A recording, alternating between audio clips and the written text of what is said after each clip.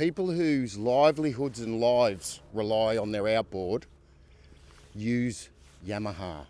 It's serious. Look at a pro. Go out and talk to a fisherman. Talk to someone who relies on their outboard, and they'll rely on Yamaha. Today, I've got a very special guest.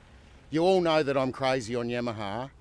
I have the absolute godfather Dorian of game fishing, Peter Pakula. Peter, come over here, please. Peter Pakula he won't tell you, but he has spent a lifetime on fishing, developing techniques, designing, using R&D of game fishing, sports fishing. He's been all over the world. He has been on more big boats. I'm incredibly jealous than I've had hot dinners, and I can tell you I've had a few during COVID.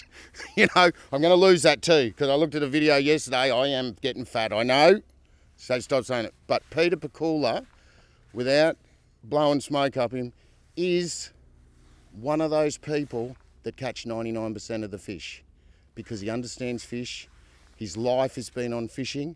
If you go to any game boat around the world, you'll find a Pakula lure. If you've seen those funny things that flash under the water, called a witch doctor, developed, designed, invented by Peter. Now, Peter, thanks coming out today. No problem. And sorry about that intro, but he won't tell you, but I know he's a legend from when I was running and working on Blue Water Boats and Sport Fishing magazine, and just through my life of watching his YouTubes, watching his blog, and we'll put up Peter's information in a minute. Now, Peter, what we're talking about is Yamaha. Yeah. So just ad-lib. Yeah, What's your thoughts? Hold the speaker. All right, I'll tell you basically my history of outboards. The first boat I got didn't have a Yamaha on it. It was called Misadventure. My mother didn't like the other name I called it, so we called it Misadventure. The motor always got me out to the spot I wanted to go to, but not once did it get me back. Yep. Right. After that, my next boat did have a Yamaha. I've had lots of boats, so we're going to go through a lot of boats.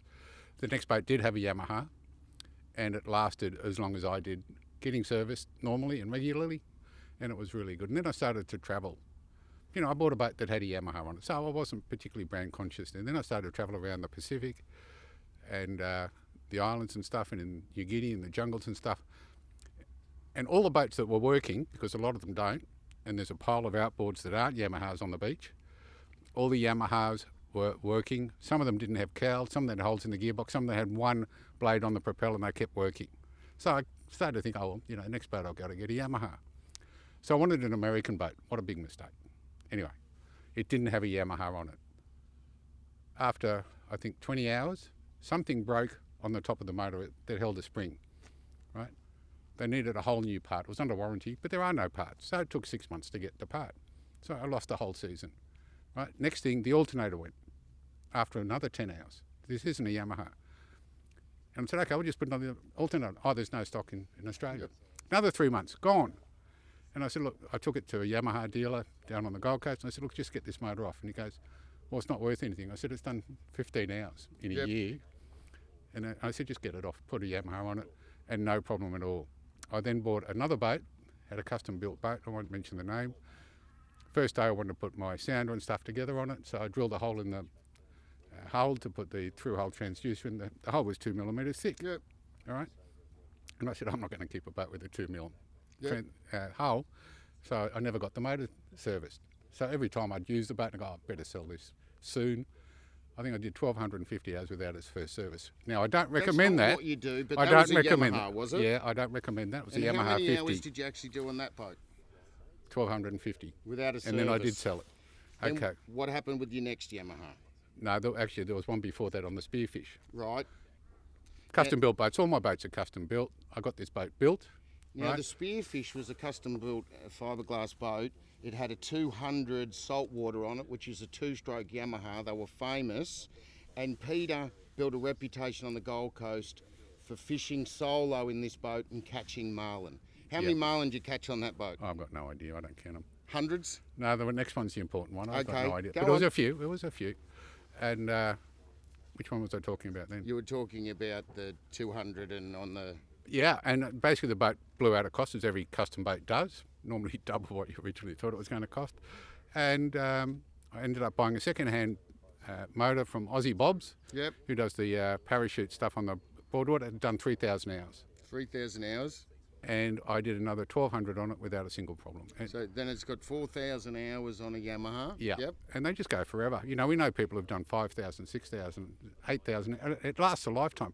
Most average person is not going to ever do more than 2,000 hours. In your opinion, would you buy anything other than Yamaha? I just bought one off you. Yeah. But That's no, I wouldn't. Because he did buy one for his boat. Anyway. No, I wouldn't. What do you think is the whole thing about Yamaha? Why buy Yamaha? Well, basically, I've never needed a part. So Right. I don't know if they're in stock or not. I've just never needed one.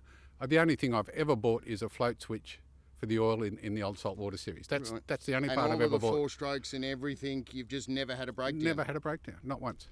Years ago, Peter said to me, I said about motors, this was before I was a dealer, and Peter said, it's easy, just put the biggest Yamaha your boat will fit.